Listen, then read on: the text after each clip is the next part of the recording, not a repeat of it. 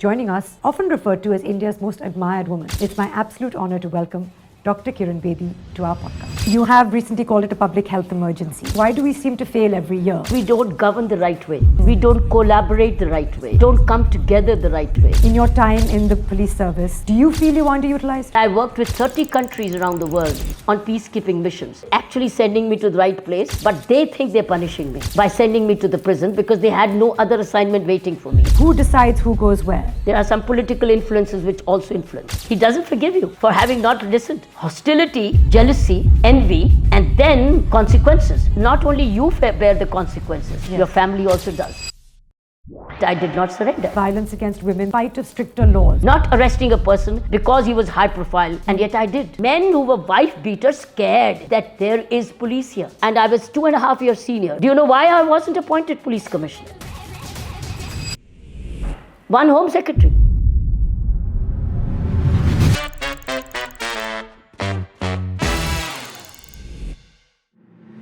So growing up, whenever we spoke about strength or discipline or service to the nation, one name always came up. Someone that I grew up hearing about as a symbol of courage. And so for me, today's conversation feels super special because joining us is a woman often referred to as India's most admired woman, a true trailblazer who changed the face of Indian policing. She's India's first woman IPS officer, a pathbreaker who entered a completely male-dominated force way back in 1972 and redefined what leadership and integrity look like in public service. Beyond the uniform, she's the founder of 2 impactful foundations and has devoted her life to social reform, prison transformation, education, and community welfare. Her work, her voice, and her service have inspired generations. It's my absolute honor to welcome Dr. Kiran Bedi to our podcast. Thank you so much, Dr. Bedi, for joining me today. I was telling you that I've done a few of these interviews now, but this is the first one that I'm doing online. I know that there's lots of demands on your time, and we kept you waiting also for half an hour, which was unforgivable. So please forgive me, and I'll jump straight into it in the interest of time by saying that you were all over the news the last couple of days. You've been all over the news, and I thought, why not start this interview by clearing the air? At least we can do it figuratively, if not literally. You've been speaking about the AQI, of course, in Delhi, where you are now. You have recently called it a public health emergency. I wanted to ask, why do you feel that, in spite of knowing the causes behind the escalating rates of air pollution, why do we seem to fail every year in tackling it? Because we don't govern the right way. We don't collaborate the right way. We don't come together the right way. See, just as COVID was very multi-caused, so is air pollution very, very multi-caused. It's got vehicles, it's got industry, it's got building, it's got sanitation, it's got agriculture. It's a very multi-ministered. And how do all of them come together? That basically means very good all-round, very tight governance, very close-knit governance, which has obviously not happened. Right. I think earlier, of course, because air pollution is not new, this is something that has been happening increasingly over the years. I grew up in Delhi as well. I don't remember it being so bad, but certainly for the last 10 years, it's been talked about, especially in the winters. I feel earlier you had said that this could be dealt with at a state level, and it's perhaps an issue that we shouldn't burden the Prime Minister with. But more recently, you've directly appealed to him, and I wanted to ask you why you felt the need to make that change. The situation has drastically declined. When I said the PM need not be bothered, was the time when I was in Pondicherry. And Pondicherry is one of the cleanest union territories of this country. Right. I was breathing fresh air myself. Right. And I couldn't imagine sitting there that, oh, it could be that serious. I didn't realize it, but it's never late to realize. Yes. So now when I came back in 2022, and then onwards, and then COVID. See, COVID was a lockdown period, so you did not breathe that kind of lockdown. Meant no vehicles on the road, almost, very little. So I was still living in fresh air, better air. But it's declined over a period, and this year, even last year, but this year, it hit me too. So it's like you do not know where the shoe pinches. It hit me too. When it hit me too, and I started to research more, and I understood the cause, the real cause I then went back to the law as a police officer, went back to the law. Which law is governing control of this matter? And it was CAQM, yes, which was the Commission for Air Quality Management. And when I read the act, and I was surprised to see that the act was not headed by a cabinet environment minister. The act, the supervision, the leadership was in the hands of a retired bureaucrat. And that retired bureaucrat is dealing with 5 neighboring states. 5 neighboring states, over 22 cities of the region. How does a retired bureaucrat deal with 5 chief ministers and then also with so many chief secretaries? How? Who listened to him? Who would listen? And then I read his annual report. When I read his annual report, he himself is crying for help. He's asking for help. That's a time when it is, as I said, so many ministries involved. That's a time when I made an appeal. And this is not the first time I made an appeal to the Honorable Prime Minister. I made a cry for appeal even in Pondicherry when I was handling COVID. I was running out of doctors. I was running out of medicines. And I sent a SOS message on a Twitter saying, sir, I need your help. Otherwise, the death is outside the Rajnivas. Right. I will either be a part of this death or please send me help. And believe me, the next day, I had the ICMR team from Chennai flying in to Rajnivas, and from there, COVID in Pondicherry could be divided in 2 parts. One before the team arrived and one after. So I'd seen the way the Prime Minister's office was responding. And I was in a similar situation. Yeah. I again saw the same crisis and I knew I could tap that source.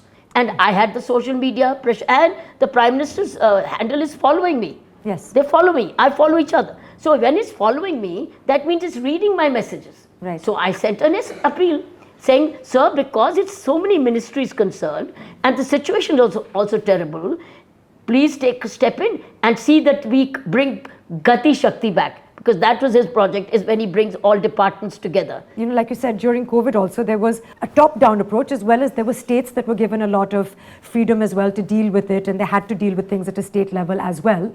And the Prime Minister was Soha coordinating. He was on a Zoom call every second day with the Niti Aayog was in coordination. With chief ministers, chief secretaries, health ministers, health secretaries, everybody. They were on a Zoom call. We were all on a Zoom call. But I feel, and all of them. I wanted to ask you, because I feel like you get things done.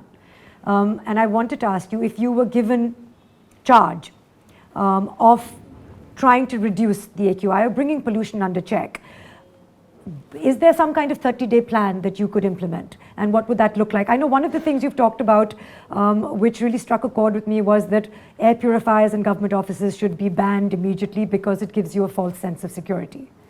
You're breathing in clean air, you're not walking the streets, you're not aware of how serious the problem really is. So get out and experience that, and then maybe you will feel incentivized to act. That's exactly what I would do. What exactly I got COVID done. During COVID, whatever we did during COVID time, because COVID had affected everybody too, so is bad air affected everybody in the NCR region. Everybody.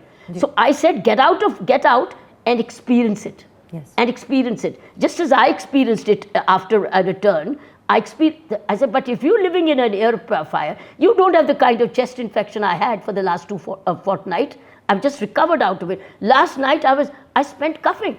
Yes. I couldn't sleep because you do not know when it's hitting you. Yes. So I therefore wanted them to come out, get the chest infection if you are vulnerable, and then you'll start working together and crying for help. In this plan, is there one thing that you feel like if people did this, it would make an immediate difference? That's exactly the issue. It's not one thing. That's a mistake we are making. We are picking up one thing at a time. The farm fire, right? The vehicular traffic, the smoke through the thermal plants. We are choosing one thing at a time. But everything is contributing to fouling the air. So therefore we have to, and all different ministries are dealing with different things. That means we have to be in alignment with the cause. Unless we are not, then we won't. Some critics have said that in the past couple of days, you have been pleading with the government, and as citizens, we should be holding our governments accountable. And I wanted to ask you, what would your response be to them? for my plea was a respectful request. Ji. Because after all, I'm requesting the highest office of this country after the president is the Honorable Prime Minister. Ji. I can at the most request. And that's my culture, is when I look up to an elder and I make a request. Ji. My plea was, instead of saying I request you, I say I plead. And that's exactly what I did even during COVID time. As a Lieutenant Governor, I pleaded. Right. There are certain aspects of your life that almost lend themselves to chapters.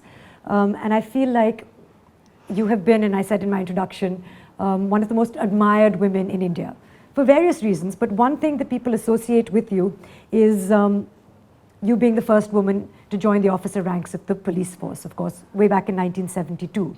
It's been hugely inspirational for so many people. I know you said that when you put your name down, you had no idea that you would be the first. And perhaps your motivations were many, but also with the reading that I've done, you said that a lot of it had to do with just you growing up in your father's household, you seeing him hold a position also of influence and being able to use that to get things done. And if that has been your motto through life, is to be able to get things done and to serve people. Yeah. And that is perhaps what motivated you. I wanted to take you a little bit back to 1972 to ask you firstly, because I feel a lot of people may not know this, what was your first salary like as somebody who joins the IPS? Soha, it wasn't my first salary because I was working as a lecturer in Khalsa College for Women, Amritsar 2 years prior. So I was quite used to a salary. But what is it like in the IPS? It was, look, salary was never my criteria. No. Salary was never my focus. Whatever came, it went into the mummy. I used to pass it on to my mother, saying, Mom, you keep it, because she was a safekeeper. So for me, it was not the salary didn't excite me. What excited me was now wearing my IPS pips. Right. And you know, we had a conversation actually on All About Her with, we had Palki Sharma, Faye D'Souza, and they were speaking about how journalists, even today, way back also when they joined, did not earn a lot of money, but you have to be driven by something bigger. And some people are and some people aren't. And perhaps it's the same also when you join public service, whether it's in the armed forces, police, or anywhere else. The motivation is something bigger. I feel like perhaps you were underutilized in your time there, but I wanted to ask you, there were many things that you achieved, and then as you were starting to solidify and enjoy and really create systemic change, you were asked to go elsewhere. And that happened on more than one occasion. To ask you a little bit about why that was and whether you feel in your time in the police service, do you feel you were underutilized? I feel when you became in a position of administration, before you even started answering, to cut you off, because I read your book on fearless governance, your time between 2017 to 2022 as Lieutenant Governor of Puducherry, there was a lot that you managed to accomplish. So it takes me back to, you could have done many things perhaps that you were perhaps not allowed to do, perhaps not given the time to do. So do you feel you were underutilized? I think one area where I was terribly underutilized, when I did a great 2 years of experience as a civilian police advisor in United Nations. Yes. Working closely with Kofi Annan. Ji. And I worked with 30 states, 30 countries around the world on peacekeeping missions. And I wrote the law. Yes. I wrote the standard operating procedures. And I did the training police. And there were a lot of revival. That time, peacekeeping missions were many. Now they're very few. Then there were many peacekeeping missions. And I was the police advisor, the key police driver, and even prisons. That is why I was chosen, because I had a very good combination of police and prison experience. Ji. And when I came back, there was nothing waiting for me. Instead of that, and I was returned to Delhi Police. Instead of being returned to Delhi Police and all that mass international policing experience I'd gained, I was sidelined. I was put into a position where none of this experience of any value And why could was not that? be utilized. Why was that? Well, see, understand, in policing, there are a few people who sit down in the Ministry of Home Affairs to decide for you where you should go. And those are few individuals, or maybe an individual who decides what to do with me. And if he's competing with me, then why would he? Ji. For example, like I said, there were certain things that you had achieved and you were starting to really implement systemic change. One of the things, again, and you said perhaps they sent you to Tihar to manage and administer this notorious prison and place of punishment, really. And perhaps they did not think that you would be able to do what you did. Perhaps the motivation to send you there was not such a good motivation. Firstly, I wanted to ask you, because you refer to this, who are the people who make these decisions? Like, who decides who goes where? The critical are the Union Home Secretary Ji. and the Union Home Minister. Right. These are the two. But there are external factors also which influence. There are some political influences which also influence. Ji. But the key proposers on the file is the Union Home Secretary. Right. And the approver is the Union Home Minister. Right. And then obviously it goes back to the Prime Minister of the day to finally get the nod and approval. Right. But there are other extraneous influences which also play a role. In my case, that happened. And when they told you that this is your portfolio now, what was your first reaction? I welcomed it because they didn't know that they were actually sending me to the right place, but they think they're punishing me. Ji. They think they're punishing me by sending me to the prison because they had no other assignment waiting for me. And all my colleagues were very politically patronage while entrenched in the Delhi police that they will not vacate a position for me even though I deserved it coming after a hard area posting in Mizoram. Ji. Now, I was waiting for months together. Accountant refused to pay me, saying, why are you paying somebody who's doing no work? It's not my fault. So, therefore, they were pushed. And Tihar Jail at that time was vacant because nobody would go there. They all had political heavyweight behind them and they could manage to extricate themselves from a Tihar posting. And now, because the accountant pushed them, I was waiting. They pushed me here saying, okay, let's dump her there. Let's dump her. Because they were looking for a dump. I was dumped for months together after doing a hard area posting. Yeah. So for them, Tihar was a dump and a right place where they could hide me behind the locked door. And therefore, they could heave a sigh of relief. But when I got it. My conscience told me you're going to the right place. I'm actually a healer by nature. I heal people. Yes.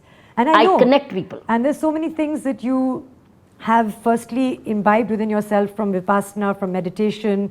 And people said that Tihar became a place of reform. Some even called it an ashram after being a place of punishment.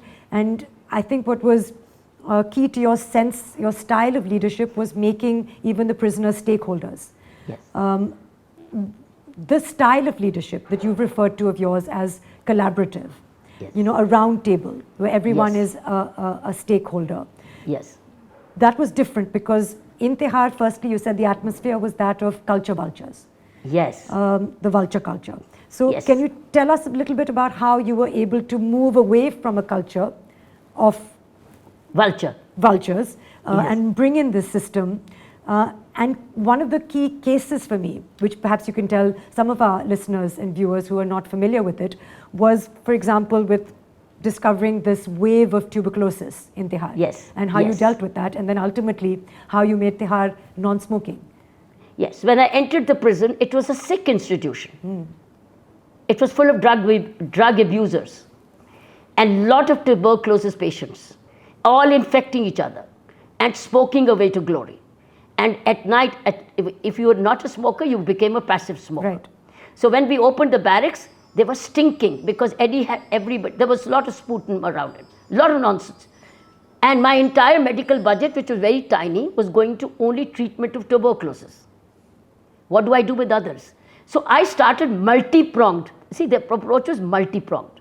Brought in drug abuse treatment centers, people in. My own Bedi India Foundation yes. was running a drug abuse treatment center. It stepped in, isolating the drug addicts, putting them into separate barrack, and then came the root cause was smoking. Because they smoke, one is infecting, but smoke. So when we decided as a team, let's take a survey of how many prisoners, I had 10,000 of them, how many of them want to continue getting a cigarette in the canteen welfare center, or they would like to do away with this. So we did a survey. You'd be surprised, Soha. The survey was 50% wanted to continue with smoking, 50% not. Oh no, then what do you do? It's time. That is a challenge. That's the risk leadership challenge. Right. When you take a risk. We didn't flip a coin. Right. We looked at the higher purpose, whatever the consequence. And we decided as a team of 4 superintendents, 1 DIG and myself, we were a very good team. My success in Tihar belongs to this team of 6 people, the DIG and the superintendents and 1 law officer. And then we considered the risks and we said we will ban smoking. And how do you inform the prisoners? We told them 50-50. We are going for this 50 which wants no smoking. And now the question is, how do we deal with the 50 who wanted the smoking? And we were all prepared. So one day, there was a rebellion in the prison. There was a rebellion. And once when the rebellion, after the evening prayer, some of them did not get up to go back to the barracks. They challenged us. Ki hame hata ke dikhao. And we had to do our countdown and the sun was setting. That is the time when we all waded into the crowd, waded totally, pushed them back. We all waded. Even if they would hit us badly, doesn't matter. We waded into the crowd, pushed them around and pushed them back behind a grill door. It was an open rebellion, but we narrowly escaped it. Now see, that was a risk we took. Yeah.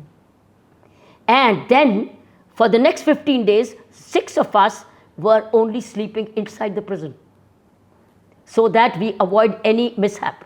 And for those 15 days, we had fruit shops, we had milk shops, we had saunf, we had a supari, everything we had. Matlab, all the healthy herbals, we put them on, juices and counselors. We brought in counselors to counsel them and work with them. And within 15 days, when they got good diet, no smoke going in, cleaner air breathing, and coming back to their senses, after 15th day, they started to petition in my feedback box saying, "Ma'am, aap humse naraz ho, humko milne aao." In fact, the feedback box that you referred to was also something that you brought into Tihar Jail, and that was just literally making them able to give you information, feeling like without fear, anonymously sometimes they can share, and then you don't need to have spies in the system. And no scooping. That you also. And nobody wants to think, "Mujhe batao, mujhe." No jazoos, no informers, no obligations. You get it right in the feedback box. After you left, because then 2 years later, you were asked to move on from Tihar. Did the changes that you implemented, were they able to sustain? And my question is broader in terms of, I feel like sometimes in areas that are difficult to govern. Now that could be Tihar Jail, some could say that could be India as a whole. Do we need a strong leader at all times, or can we implement changes that can sustain themselves even after we remove ourselves from the situation? Integrity of the leadership is very critical. Integrity. Now, integrity of purpose, visibility, policies, and even lodging. And there is no favoritism. Once a leader establishes reputation of integrity, prison is in control. But once there's a rule and divide and favoritism on economic offenders inside the prison, and they get favoritism, and corruption takes place, its systems break down. Do you feel that after you, the leaders had that integrity? It varied from person to person, which is natural. But the ability for it to stay non-smoking and all that is continued? Yes, that's a law. That's a rule. In fact, it spread into other prisons in the country. And then we also had the law anti-smoking in public places. Right. So, Tihar was a public place. So, we benefited by that law. And more broadly speaking, again, like to ask that question again in terms of India, a lot of people say that, oh, we are a country with so much diversity, there's so much lack of education, people are not making their own decisions. Even when you have the right to vote as someone who's 18, you're actually de facto voting for someone else. Therefore, you need a strong top-down leader. And that is the only way that we can effect change. We can be efficient. And that sometimes goes against the idea of more collaborative federal democracy. So I wanted to ask you about, again, the idea of being able to institutionalize reform, whether you feel that a strong top-down leader is still required in today's political climate. Leadership is the key, but the leader is a listening leader. Leader is a learning leader. Leader is a delivering leader. Leader is a collaborative leader. Leader is not listening and dictatorial. No. In fact, the better leader is a listening leader. Yes. Who listens, and then, like we did a survey. Yes. But then a leader takes a decision. Yes. So it was leadership. After listening, we put our foot down. That's for the larger good. And that's where the real challenge of leadership is, when you're taking risk for the right decisions. Ji. When the purpose is higher than you. Ji. The purpose was higher than me when I decided to take smoking away from prisons. So therefore, leadership is all about when you continue to meet the purpose for which you are serving. It's not you the purpose. Right. It is the purpose of the organization. So if you keep fulfilling it, and how you fulfill it, collaboratively, decisively, fearlessly, resourcefully, I think that's coalitionally, I think networkingly, it's all in your hands. And I think that's why integrity matters, because we come into a position wanting to do all of those things. Some people say, of course, then the idea of power corrupts you, and then you think that you know better than other people, and then you get lost a little bit, Yes. and then it becomes a little more less conciliatory, less collaborative. Exactly. I wanted to ask you a little bit about the police system. We've seen so many films, we've watched a lot of content, and we see sometimes it's a fundamental conflict between the police officer having a sense of moral ethics, and then a police officer must follow orders, or even somebody in the military must follow orders. And sometimes it comes at an odds with what you truly believe personally. Did you ever were you ever in a situation where you were asked to follow orders that were at odds with your own sense of personal ethics? I was given options. I saw options. And I followed the options which the ethics of that situation demanded. I was given options. I had options. And because after all, it's a consultative organization. It is not run by individuals. It's run collectively as a teamwork. But you can always can have options. And when you sit with the seniors can give you options, and they do. But can you give us an example? Of arresting a particular person at that time. And yet I did. Not arresting a person because he was high profile, and yet I did. Because at that time it demanded that person to be arrested. Right. So I informed the Honorable, my senior, that the man stands arrested, and for the following reasons, sir. I don't have a choice. Or to suspend a particular officer, to tide over a situation, which I didn't. Because I felt I was being wrong. I was not serving the purpose of my organization. After all, I'm a leader of an organization who are serving the people. If I let them down now, how will I get work next time again? I would have no moral authority. Ji. So I didn't, and I suffered for that. So therefore, there are situations of both law and order situations and even personnel matters where you have to take the call and bear the consequences. And I did bear consequences for many, many years. But I did hurt my conscience. Yes. I didn't hurt my conscience. For me, I sleep with my conscience. And third thing is, I was never afraid in my service to move on. Because I never felt that this chair is mine. I just said, I happen to be sitting on this chair for a cause. This doesn't belong to me. It can go. It can go to anybody. So I let the chair go. What are some of the things that you said that then you had to pay for it? What does that mean? Does that mean being transferred? Does that mean... No, pay for it could be transfer also, and a lot of hostility at the senior level, because you then you bring in a lot of hostility, because then the senior doesn't forgive you. He doesn't forgive you for having not listened. So he doesn't forgive, number one, hostility, jealousy, envy, and then consequences, and then legal battles. There are a lot of legal battles which follow sometimes. So, for example, you would have to defend yourself against what? Yes, Legally. against my own decisions. I did. In a particular situation, It was 9 years of legal battle. Really? Yeah, 9 years. Not only you bear the consequences, Yes. your family also does. Yes. The family bears very heavy consequences. But they were all proud of the fact that I did not surrender. I did not succumb. Yes. So therefore, it's a matter of choice, and you all risks, Soha, have their own pros and cons. And And the only answer, the only thing is your own conscience. Ji. But it requires tenacity, it requires courage, of which, of course, there's a whole section that I want to talk to you about being fearless and what that means. But because I want to wrap up the section on policing, I wanted to ask you, since 1972 to now, you've talked a little bit about how exhausting it is to be in the police force and how difficult it is. Are there some changes that you would like to see implemented? You've referred to, for example, having a shift system that might make things easier. More than the shift system, it is a political interference.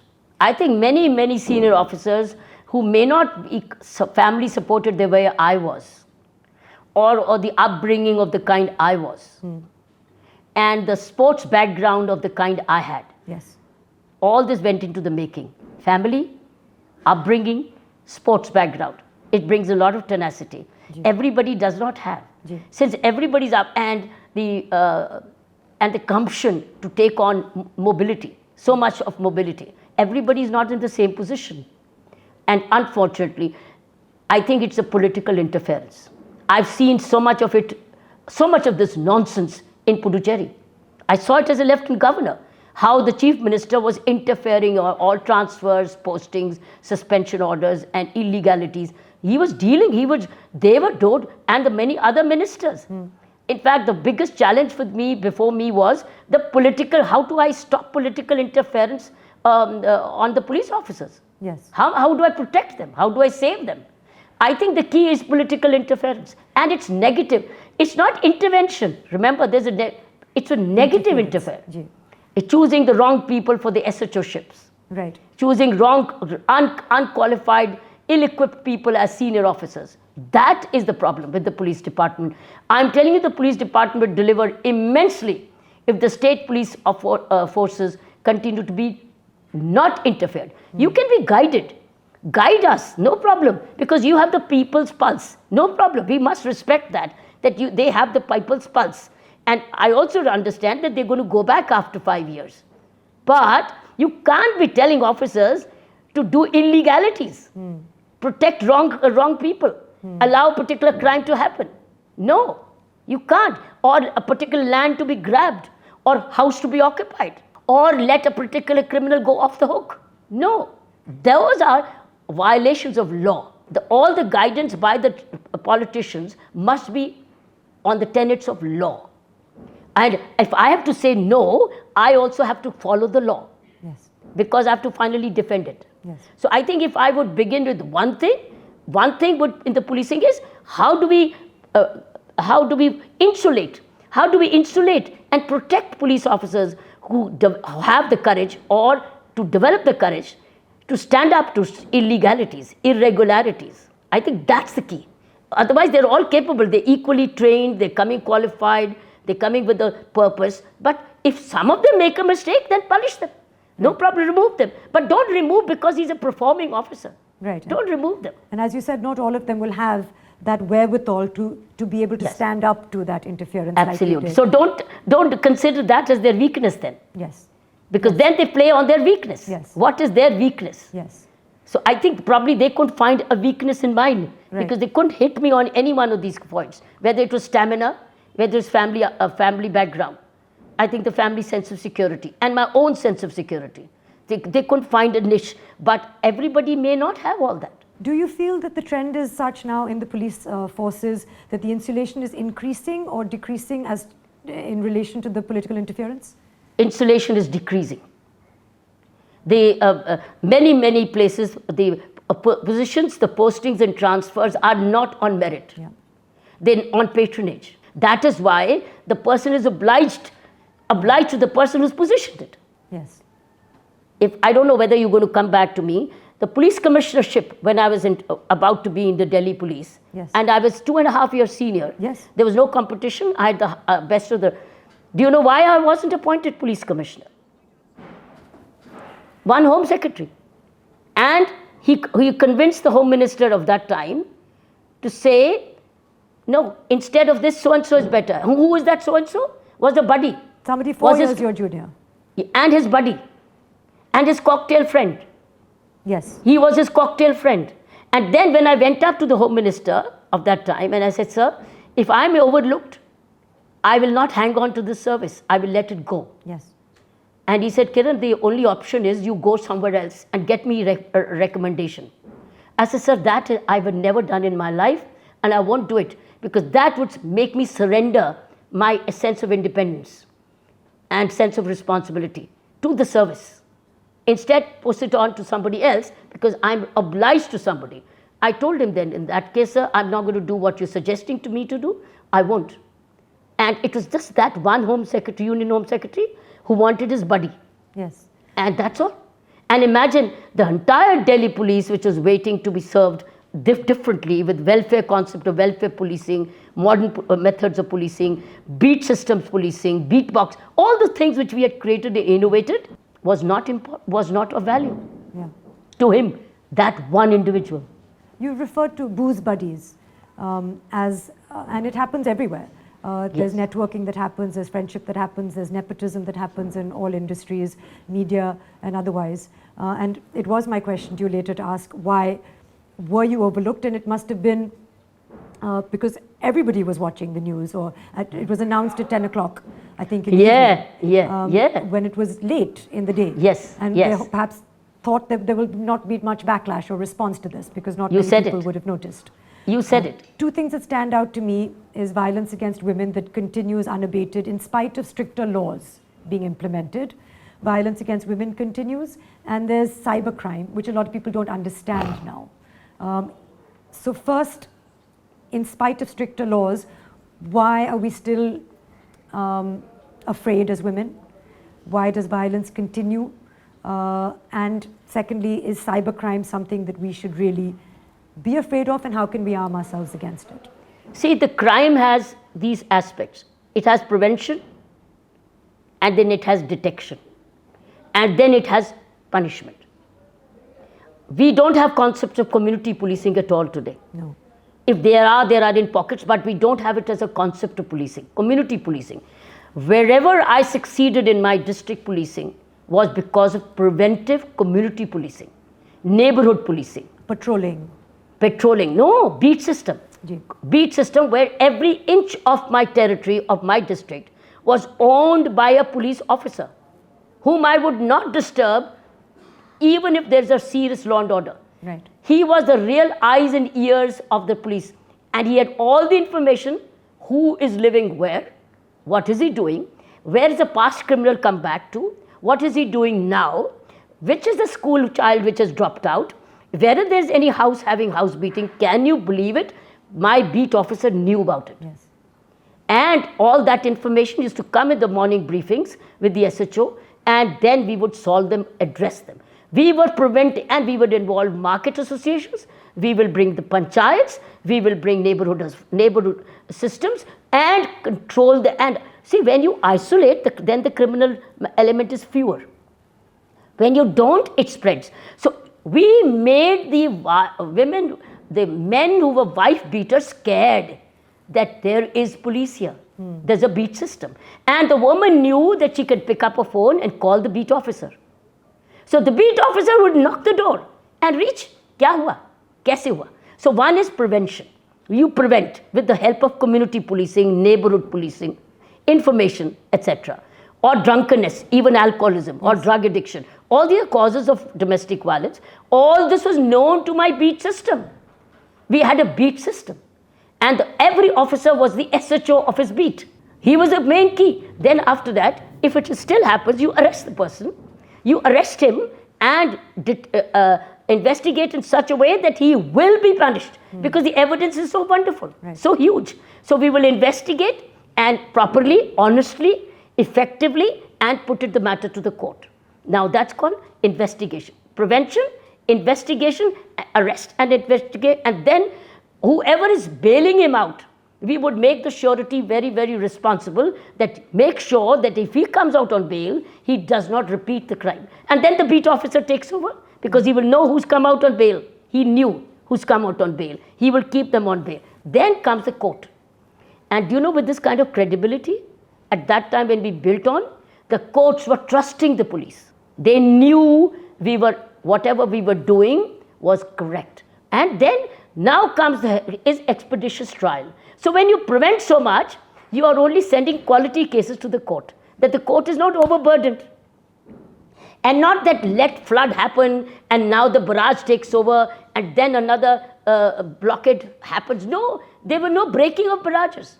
We were very selective. We were preventing maximum, detecting totally qualitatively, sending the court cases to the court very, very, very selectively, and the court will certainly finish the trial. And most of them would go and admit them. They would admit the case in the court. Because there's so much evidence against them. How so can they there was refute it? very good, very reliable evidence. And then the courts, and that punishment was punitive. That means it had deterrent effect.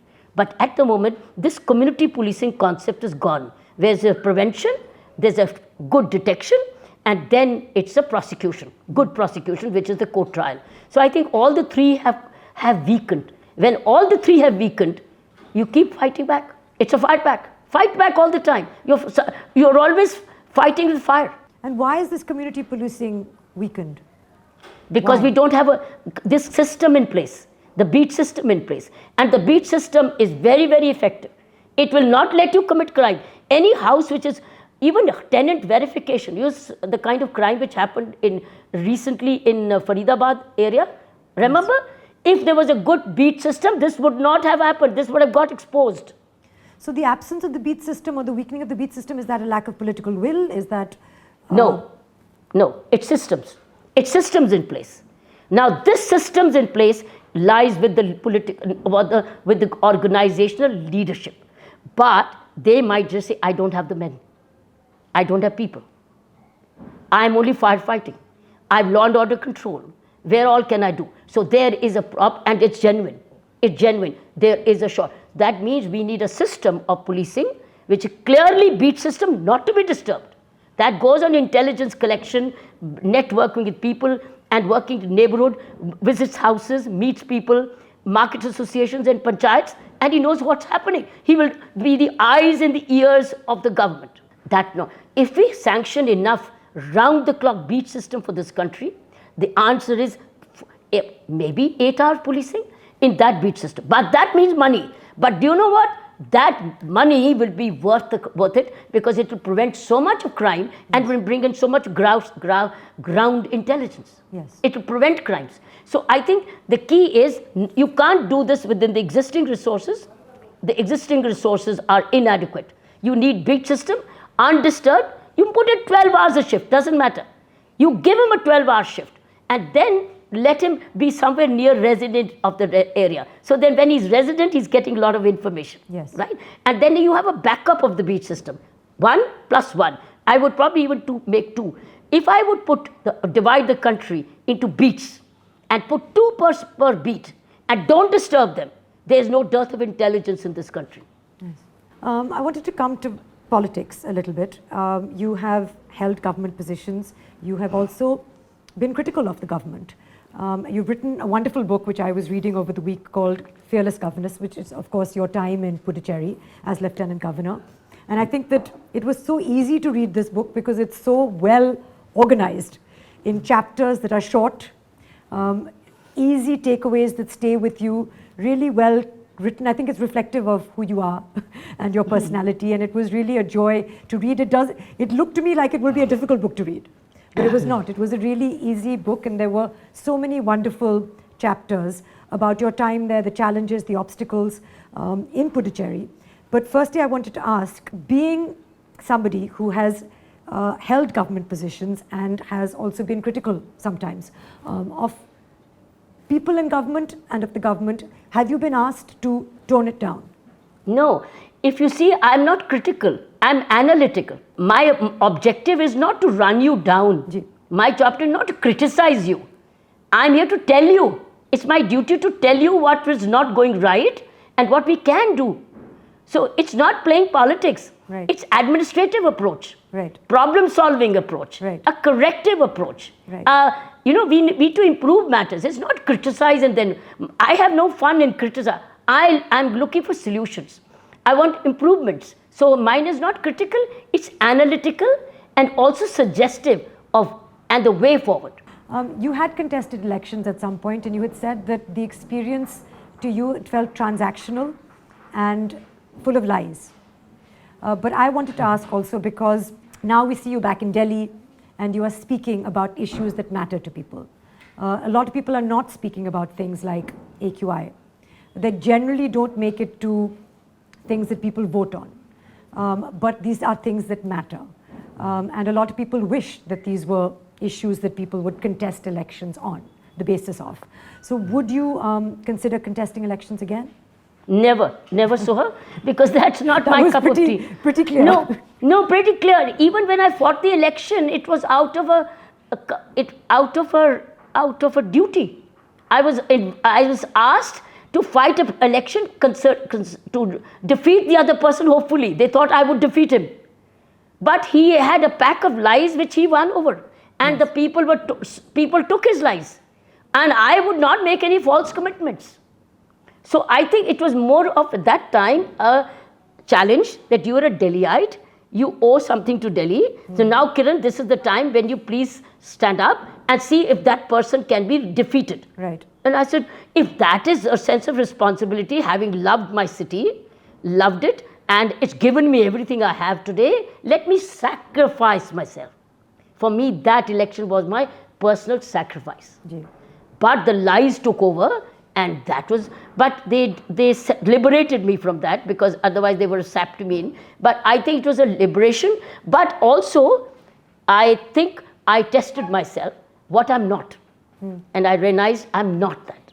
I must stick to my administrative and not to anything else, because that's not my nature. Right. It's transactional. Everybody was saying, आपके लिए vote देंगे तो आप करोगे ये, आपके लिए vote देंगे करोगे, तो मैंने कहा नहीं, मैं नहीं कर सकती तुम्हारी नाली, गंदी नाली, मैं तुम्हें गलत अपॉइंटमेंट नहीं दिला सकती. दे वुड आस्क मी, ये दोगे, फ्री दोगे, मैं नहीं दे सकती. मेरे पास अगर हाँ दूंगी, बजट होगा तो ना, तो बजट पहले बनाऊंगी फिर दूंगी. So I think it was my nature, and I'm glad I tested it, that I'm not good at that. But then you were given 50 crore rupees as administrator in your job as Lieutenant Governor of Puducherry, and when you went there, you've written in the book about how it's this beautiful place, of course, but there were obstacles to good governance. Some of that came from people, some of that came from the environment, the lack of sanitation. There were lots of things to overcome, and one of the things that you said, that you insisted on even before you got there, was that they have a toll-free number that people should be able to reach you at with complaints, with feedback, which is very similar to what you instituted at Tihar Jail. Just the idea of communication, of people again being stakeholders. So Correct. you bring information to me and then we can do it together. Yes. There was also a WhatsApp group. I believe it was called Prosperous Puducherry, or... You said it, yeah. And I believe the Chief Minister was on it briefly and then it was disbanded. But tell me about the WhatsApp group. Oh, I brought all officers together to share ideas together, problems together, from Chief Secretary to junior engineer. What's gone wrong wherever, or what's going right. When I brought them together, it broke hierarchies. Yeah. It brought us all together in alignment. It's so like we were all in table alignment. on your Absolutely. phone. That means you don't have to personally come and lose time. You see something wrong somewhere, you put it in the WhatsApp group. Now everybody was shy because it became transparent. So transparency and breaking of hierarchy. I think that. So these are the two things hurt not only the Chief Minister, by the way, it even hit the then Chief Secretary. Yes. He walked out of the WhatsApp group and he threatened juniors to be part of the group. So he walked out of it. He asked others also to walk out. He also did not want to lose control. Yes. When you have such groups, you lose control. But which kind of control? Negative control. Suffocating control, right? So therefore, I took away the suffocation. but they wanted the suffocation because this is what they thrived on. So that's why the chief minister got it disbanded, told the chief secretary, disband it. So everybody disbanded, few got left behind, and they would send me a personal note saying, ma'am, we are with you, please carry on. Can you believe it? Right. They dared to do this with the lieutenant governor. Right. And no wonder that chief secretary got removed. Yes, I got there's him a removed. picture of you with Pranab Mukherjee, I think. Yeah, and I got him removed. Yes. The chief secretary was, because that's when I called on the prime minister and said, sir, he's not delivering, he's not letting me deliver what you wanted me to deliver. Ji. And he got him removed. Yes. And then things become fluid. Then the working relationship becomes far more fluid and Absolutely. easy. They sent me a very fine, honest officer, honest to the core. And we survived and we delivered. And every obstacle became an opportunity to deliver. Yes. What is one decision or one thing that you celebrate the most in those 5 years? I celebrated every single day of my living there. Every day was a celebration from morning till night. It ended with a walk on the beach with my colleague Neeti Das, very good secretary. It ended every day. Even if we finished our work at 9:30, we would go for a walk to the beach because it was just walking distance from our Raj Nivas, which I called People Nivas in 2016. Really? Yeah, we used to call our own Raj Nivas as People Nivas. And so it was beginning with the morning 10 a.m. meeting where we set the tone, and there was so much accomplished during the day. So every day was a celebration, and then during the day we would have visitors, we'll have children, we'll have meetings, we'll have open houses, we'll have celebrations. Everything was a celebration. I think when you went for a drive when you got there, and then they put on the VIP siren, and Yes. you observed people responding Yeah. to that. And then you Correct. quickly said that we should ban VIP sirens except for emergency vehicles, because that's what it's supposed to be there for. What was the response to that? Oh, it was a big sigh of relief. Soha, you really read the book thoroughly. I have read the book, of course. First thing I did was the shrieking siren off my car. Yeah. Because I didn't want people jump off when they hear a siren, Yes. jump off suddenly from back, and then jump off and then curse me, saying who the hell she is. Yes. I took that fear out and that shrieking noise out. I did exactly what I would have, as a commoner, would have wanted. Yes. And that should happen in every state. Absolutely. Why not? It should. It should. Because this show is called All About Her. It's a little bit about looking at the world through the lens of being a woman. You have talked about booze culture. That typically happens in a male-ish sort of environment. There's a lot of buddies, your cocktail buddies, etc. Tends to be a bunch of men hanging out and talking up each other, fluffing up egos, etc. Whether you encountered any kind of sexism. And by that I don't mean, of course, I know that you've been referred to as Chori, and then they came up with Madam Sir, because they weren't sure exactly how to refer to you, how to call you. But were there experiences? I remember also you were talking about the fact that in one of your first, when you were very young, perhaps when you were still being trained in the police service, the helmets were made for men. And your helmet was big for you. It was too loose. And in fact, that can be a little dangerous because it's not serving the purpose of a helmet. So these things, of course, they were not prepared to have female police officers. But did you encounter any kind of sexism? All transfers and postings, Yes. many of them were. They had that factor. But in this case, it was a bias. Rather than the word sexism, I think it was a bias. Who would they feel securer? I think they still felt securer in the hands of a man, many times. Many postings were basically that as a background. Yes. You've spoken also about the fact that you have qualities that are masculine and feminine. You said they're androgynous skills. And perhaps women's skills are those of listening, being a good listener, being able to collaborate, bring people together. The more masculine skills are those that you might have got from playing tennis. Your resilience, your physical stamina, the ability to be brave, lots of things. So can you talk a little bit about that? Because it's interesting to see it from the point of view that one person can have all of these energies and qualities within them. And just being shaped by these experiences of sports, of your family, of being one of 4 sisters growing up, and yet the investment in your education was there. There was no sense of disappointment of there not being a son. There was no money spared or money being put aside for your wedding. Money was being invested into you for your education. Every one of us is hardware and software. And today, soft skills is software. Yes. And you see, all over the corporate world, who is succeeding? Who has both? Yeah. Who's got hard skills and soft skills. And soft skills are being trained, and soft skills don't come overnight. So if you grow with it, you are your second nature. Yeah. Or you learn them the hard way. But if you grow with it, you're a loved person already, because you've got the skill, you've got the stamina, you've got the risk taking, you've got the resilience, and also you're human. You're also compassionate, you're also empathetic, you're also considerate, and you're also giving, right? If you are both, and Gandhi ji was both, Yes. Mahatma was both, Swamiji was both. Most of these people whom we revere today, so was Nelson Mandela both. See how he forgave in the end? When he left Robin, the island from all his years, what did he do? First thing was give. Forgive. What is forgiveness? Compassion.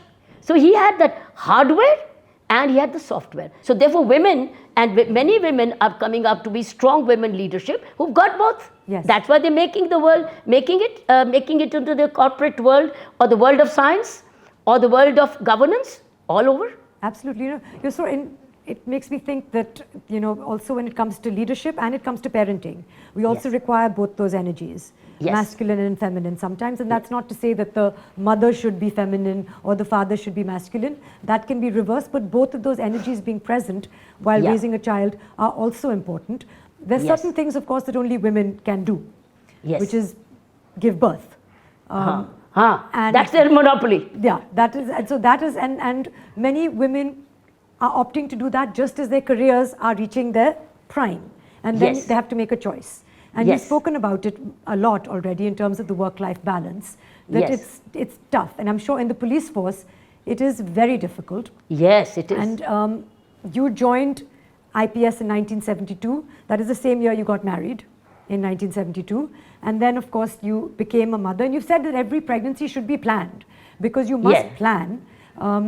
Because it's it requires responsibility. And like all responsibilities, you must have a plan. So I wanted to ask you, because as a police officer, especially in her early years, where you have no say over when and where you'll be transferred, that must have played on your mind when you became a mother. So in terms of how could you manage motherhood and your duties as a police officer? By crying for help. I never realized that this is what it would be. So I cried for help. And my mother and father were living in their own home in Amritsar. Papa going for tennis, mummy going playing. So they had a lovely life, quality of life in Amritsar, in their own home. And I cried for help. And I said, Mummy, what do I do with the baby born? I'm at work. And my mother could not, she says, they left their own home in Amritsar with just a small suitcase. And I'll never let them go back. I made my home their home. My home now became my mother's home. So it became intergenerational living. And I'm so grateful to the Almighty that Almighty blessed me with such caring parents. Yes. Because that's the time when they realized I needed them. Yes. Otherwise, I'll not be able to achieve all that they groomed me for. Yes. Yes. So Mummy did it because that's exactly what she'd groomed me for. And if mother is going to hold me back, that would be her loss as well of her vision. Yes. So she stepped in saying, "Tu kaam kar, main jaun ghar mein." So I came back to a warm home every day. Would you say she was the closest person to you, your mother? She was, without her, I would not have been what I am. Mummy, truly blessed. I love her every moment. I miss her every moment. She was truly a gem, an angel for me. Angel. But it's so wonderful to have that support. And I think you've said that if you want to be a working mother, you must ask for help firstly, because a lot of people find it difficult to ask for help. And then hopefully you will have help, whether it's in terms of a good nanny, in terms of a mother, a mother-in-law. Yeah. Of course, Yeah. we are more comfortable with our mothers sometimes, bringing up our children, but it's nice to have that support. Could there be some changes in the police system that you would like to see as a working mother that one could incorporate, or is it just the kind of work that you choose that will take you away and therefore you must have that support? Everybody is not brushed in the same way. So therefore the appointing authority, persons who are appointing them, needs to look at the person they are appointing. What is the kind of situation that person is in and for how long? So I think if it's more sensitive, if the postings and transfers are a little more sensitive and very supportive, it will help. But they cannot be mechanical. Yes. I came across a young IS officer. She was flying with me on the flight, and I asked her, where are you going? She says, I've been posted to a particular city. I said, so what's happened? She said, I'm going to search for a house and a school. And I said, why? She says, because I've left my 2 children behind and I need a home for them. And I said, but where's your husband? He's also in the service, but he says, I can't manage the 2 children, you take them. And she's without a school and without a house. And I said, so? She says, yes, I'm looking for a house because that circuit house, which they told me you cannot use it for more than 1 week. Imagine, she's being put into a, and I said, don't you hand over the charge in Delhi. You ask for help, ask for time before you get the school and the house help. Otherwise your career will be ruined. She was a young IPS officer. I told her, don't hand over, stay on, ask for help, tell your husband. I said, but you'll be in a mess, you'll not be able to work. And when you won't be able to work, only for school and house help and insecurity, I said, you will be messy. And do you know what she said? No, ma'am, they've told me you hand over and go. They've handed me over, they've released me already. Nobody bothered. They said, udhar bhi tum 7 din se zyada nahi reh sakti. To baki jo marzi karo. Nobody asked her what's happened. Like I asked her. So, or provide a boarding school, help a boarding school for children to go to a boarding school if they can. Nobody's listening. This is where it becomes mechanical. But even when you were a young IPS officer, you asked for help. When they transferred you to Goa, and you didn't want to be transferred, and your daughter was unwell. Yes, absolutely. It was tough because you may ask for help, but they may not give you the help. And then even when you were in Goa and she was seriously ill, and I think that was the insensitivity. You just left. That's the insensitivity. Yes. But that time my child's life was first. So I had to. No, my mummy stood by and said, okay, thodi der karao, spend some time and you're back. So I said, okay, mom, let me mark my time and let's see. She says, I'm there, I'll handle it. But the day I can't, I will let you know. Ji.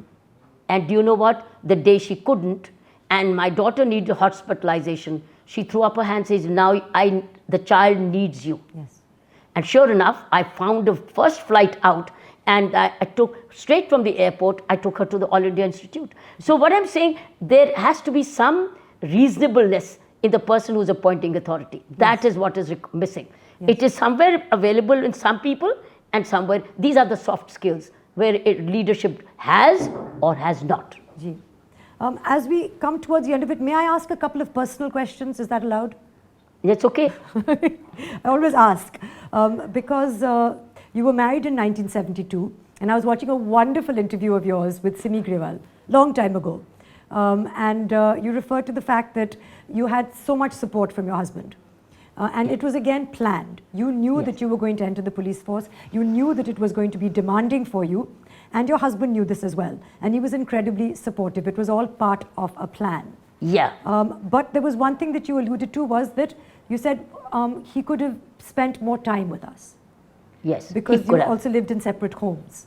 Yes. So is that something that you wanted more of? Yes, he could have, particularly after he lost his mother. Yeah. Because he wanted to stay on as long as his mummy was around. Ji. But by the time he opened his own school foundations and created his own NGO activities, starting to support, so he got more involved into what he was doing. Ji. So I think we lost time on that. But he could have. Yes. But secondly is, I think what he could have done, maybe his factory work kept him behind. So factory work and his now foundation work, he got involved in educating the underprivileged. So he got more involved. So he could only travel but not stay. Yes. And I wanted to ask earlier this year, and please correct me if I'm wrong, there was some reports of friction between you and your daughter with the tapes and all of that. Is there something that you would have handled differently, or is there something that you would like to address? No, I think that was the most difficult period of my life, where I was overseas. And my daughter was left behind, and daddy was not well. So she lacked that kind of support, but somebody took disadvantage. Somebody took advantage of her background, and somewhere that was misleading. So when that happened, that was the most trying time of my life, when I cried for help. And I cried for help from my own Delhi police force. And that rescued her. So that was the most difficult part of my life, where I felt very helpless. I was overseas, I couldn't fly, and telephones were very expensive. And there's nobody else at home to handle her.